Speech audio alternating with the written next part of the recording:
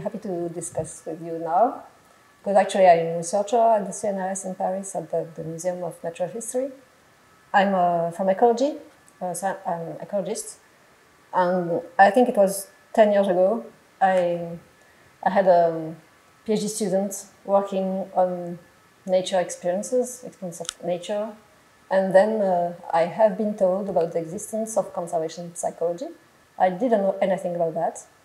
And then when I had a look on the internet, I just saw your name because you just co-signed the book. And then I read the book and I just emailed you because it was so nice. And so we started our collaboration 10 years ago like that. And for 10 years, we have been working on defining the experiences of nature. I think I added the scientific part and what is biodiversity and nature based on ecologists, and you added the social psychology part. And we co-supervised the PhD student on zoos and experience of nature in the zoos. So that's why, maybe not why, but it's a part of your research work, research life. And thanks to the institute, now you are here this year, and we can start a new collaboration and keep working together. And I'm very happy to hear you about your project here now. I'm very happy to be here as well. Anne-Caroline Prévot and I have been working together. We come from different backgrounds, but we share an interest in protecting and preserving natural biodiversity and understanding how it matters to people.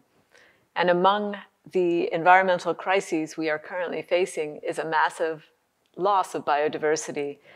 1/4 of the world's mammals, 1 in 6 bird species, and as many as 40% of amphibians are threatened at risk of extinction. And these extinction threats come about because of human behavior, directly or indirectly. So in order to respond to them, we need to address human behavior, and that's where the psychology meets the ecology. Human behavior matters not only because people make decisions about their own life, that can have a pretty small impact, but also individuals, by behaving, can create social norms so that more and more people can begin to act in more pro-environmental ways. And also, individuals can choose to support public policies that will protect environmental conservation and encourage government officials and other policymakers to establish regulations that will support biodiversity. So to conserve biodiversity, we need to recognize the importance of human behavior and to think about what it is that determines behavior. Often we forget about the fact that the physical and the legal environment are very important. So laws affect behavior. Whether or not the physical means to engage in a behavior are present. But also social influence, the behavior of other people, is a very powerful source that affects behavior. And that can be true in both descriptive norms, which refer to how people do behave on average, and also prescriptive norms that concern how people should be behaving. But individual values, interests, attitudes, and even abilities will also affect behavior. So in order to encourage biodiversity conservation, we need to provide people with the information about what actions are necessary and how to engage in them. We also need to provide social support for those behaviors. And especially, we need to promote interest in conservation. Now, people are interested in nature, obviously. We love to watch people who are enjoying nature. People devote a lot of time and money to allow themselves to observe and spend time in nature. But the appreciation for nature doesn't necessarily imply that they will be behaving to protect nature. We need people to be interested in conservation, because most people are not really very aware of the loss of habitat or the loss of species. It feels like a very distant problem when they hear about it. They have other concerns that feel more immediate.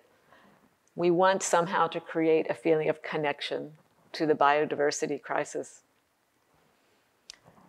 And this idea of connection, which, as you know, is something I've been very interested in, is a perception of shared identity or similarity. We have something in common, we're like each other in some way. And a feeling that we just have some similarity, which is a strong predictor of empathy, the tendency to emotionally appreciate the perspective of the other, which in turn predicts helping. So to encourage that helping behavior, we need to think about the emotional background. And one way to do that is through anthropomorphism. Research has shown, for example, when you lead people to anthropomorphize animals or trees or even the entire planet, their environmental concern tends to increase, and in some cases, even their behaviors, their tendency to donate to environmental causes. And you can also see this anthropomorphism tendency in practice. For example, you might see signs in a zoo that encourage people to think about the perspective of the animal. Or in Australia once I saw a sign that presented the perspective of the grass, and the grass was saying, "Don't walk on me, I'm just starting to grow." So people are really encouraged to personalize that grass. And this kind of sign or message can encourage a temporary, a momentary sense of connection. But I developed the idea of an environmental identity, which is a more stable sense or tendency to connect to the natural world, which can include an emotional appreciation, such as we share, a behavioral engagement with nature, and an understanding of oneself as fundamentally a part of nature rather than separate from it. And from a psychological point of view, this identity is important in directing attention, making us pay more attention to some things than others, and also affecting the way we interpret that information. So an environmental identity can make environmental topics more personal, more meaningful, and an environmental identity is associated with increased environmental concern and behavior.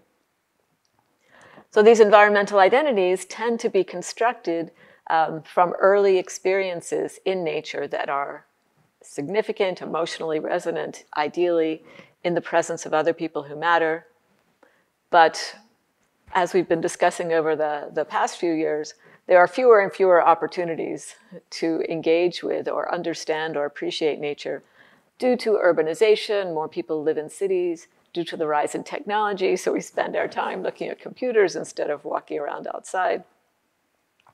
So we need to find ways in which people can construct an environmental identity in their everyday life. And zoos provide one such opportunity to encourage people to develop a feeling of connection to animal species by confronting individual animals who are sometimes described as animal ambassadors. And the mission statement of the American Zoo and Aquarium Association describes zoos and aquariums as places where people connect with animals. They go on to say they want to inspire respect and care for animals and nature. Zoos provide an opportunity for people to encounter nature even though they're living in a city. Zoos reach a very large audience, up to 600 million separate zoo visits worldwide each year, more than sporting events. And they reach a broad range of people, including people from different social classes, different ages, different educational backgrounds. They do provide information to people, and they are trusted sources of information. People believe that the information zoos give them about animals and even about environmental issues such as climate change. Zoos do increase people's understanding of biodiversity, although the impact is fairly small.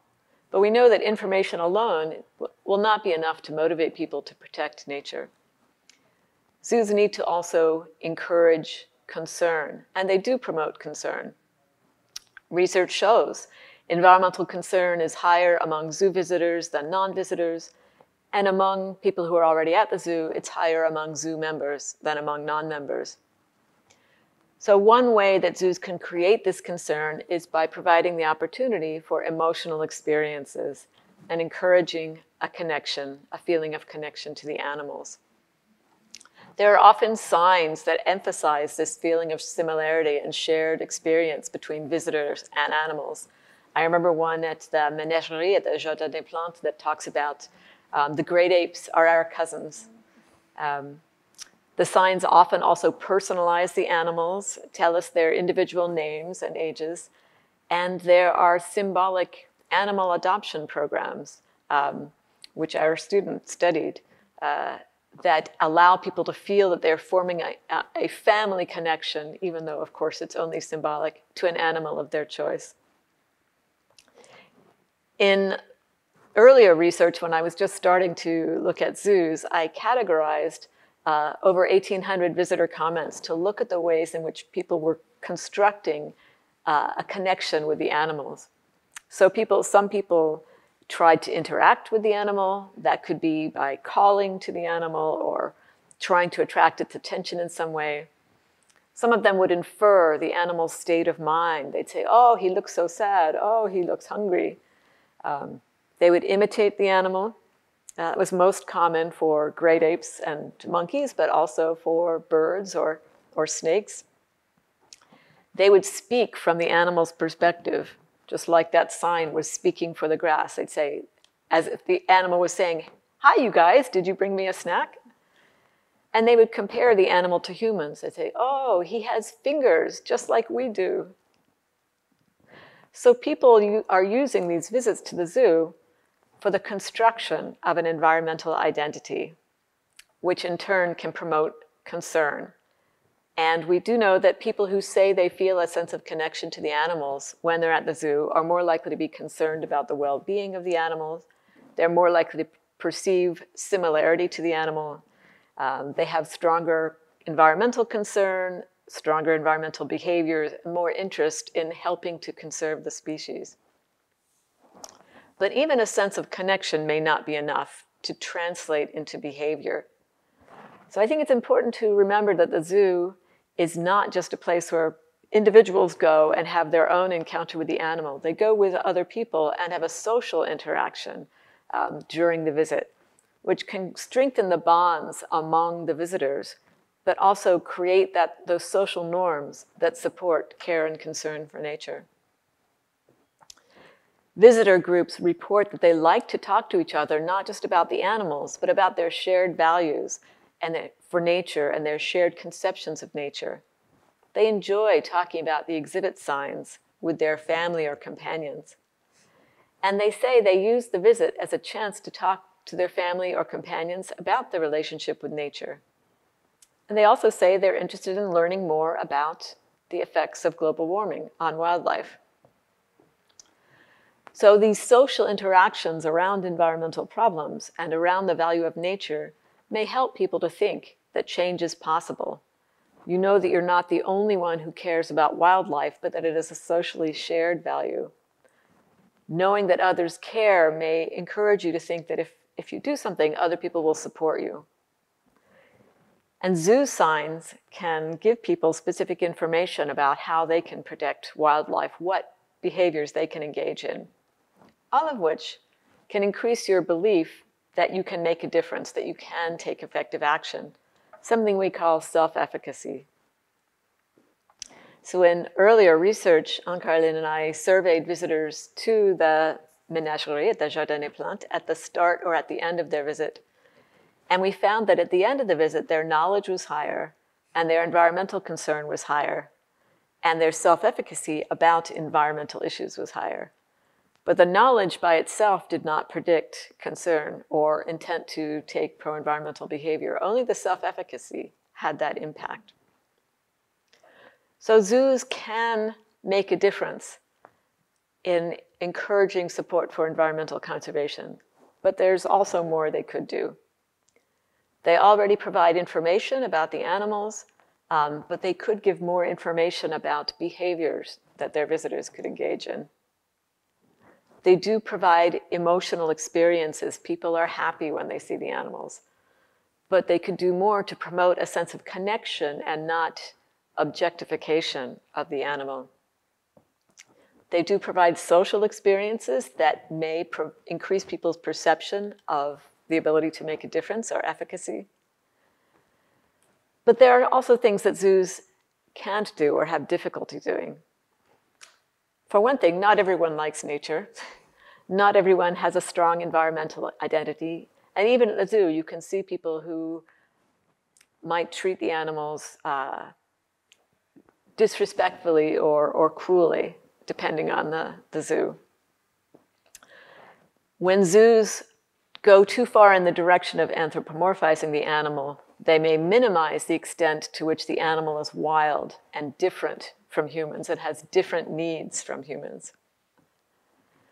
If we really want to support biodiversity, we need to value diverse species, not just the ones that people find cute or appealing.